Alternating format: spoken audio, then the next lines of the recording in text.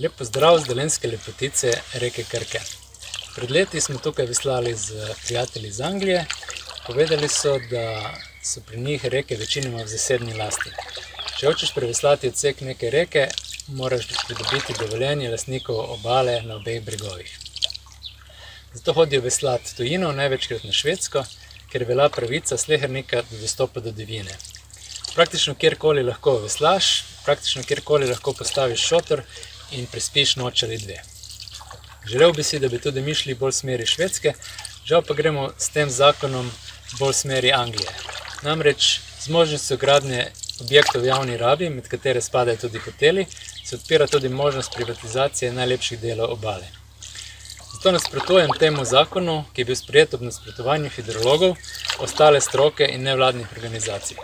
Na referendumu 11. julija bom zato glasoval proti.